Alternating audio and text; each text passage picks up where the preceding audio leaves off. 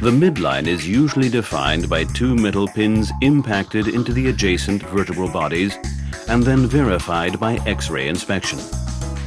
In this way, the surgeon maintains midline control through all steps of the operation.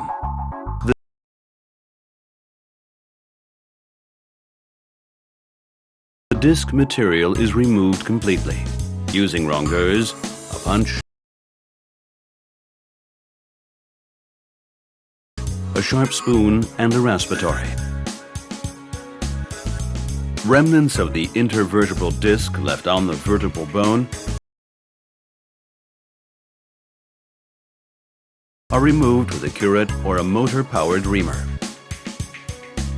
Once the approach is prepared, the Caspar distractor is applied. In this step, it is important that the two distractor screws are not placed too close to the disc compartment, but rather in the upper and caudal region of the inferior vertebral body. With the self-locking mechanism of the new Caspar distractor, the distractor sleeves can be locked onto the distractor screws.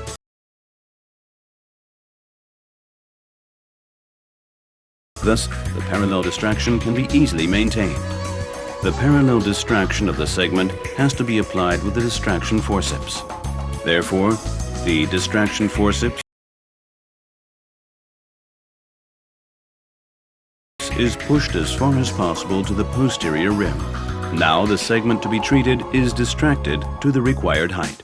For an estimation of the required implant size, the dimensions of the vertebral body base plate can be measured on the MRI and compared with the implant dimensions on the color template. To verify the implant size, the trial implant selected according to the estimated dimensions is inserted in the disc compartment, again under X-ray control.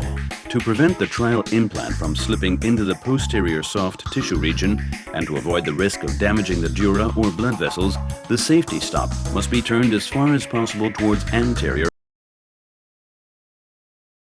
at this stage. When the trial implant is impacted, the safety stop can be turned back slowly and under X-ray control to insert the implant deeper.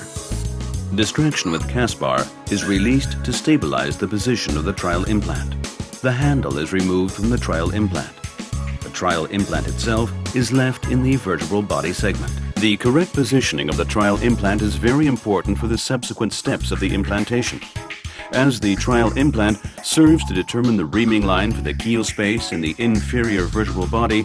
The position of the trial implant ultimately decides the position of the prosthesis. The reamer guide is mounted on the trial implant and arrested by engaging the locking blocks. The groove for the keel is reamed in two steps. The reamer guide ensures that the two reaming approaches merge to a single groove. Care must be taken that the reamer is fully pushed to the stop. Only then will it be ensured that the reaming space is deep enough and the implantation can proceed without too much manipulation. The reamer guide stops the reamer movement towards posterior about 1.5 millimeters before the reamer hits the posterior edge of the trial implant. Now the Caspar and thus the segment is redistracted and the drilling instruments, including the trial implant, are removed. The prosthesis size is selected according to the size of the trial implant. For each of the three implant heights, there is a dedicated distance yoke, which is introduced into the insertion instrument. The depth stop should be set to the minimum penetration depth. The insertion instrument is tightened on the prosthesis by a clockwise turn of the locking sleeve. Under X-ray control, the prosthesis is carefully pushed into the disc compartment. The prosthesis should be positioned in such a way that the center of rotation of the prosthesis coincides as precisely as possible with the biological center of rotation of the vertebral body segment.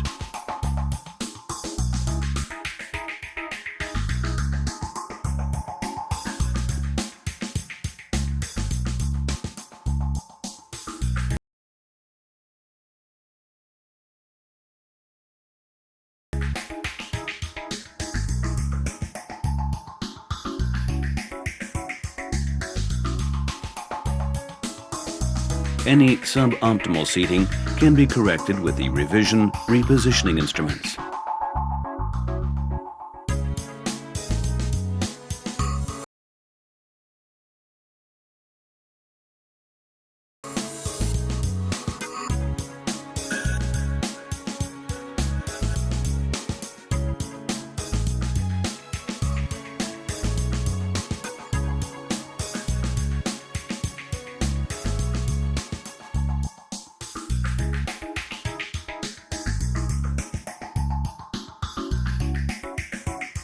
Activ C is the intervertebral disc prosthesis for the cervical region.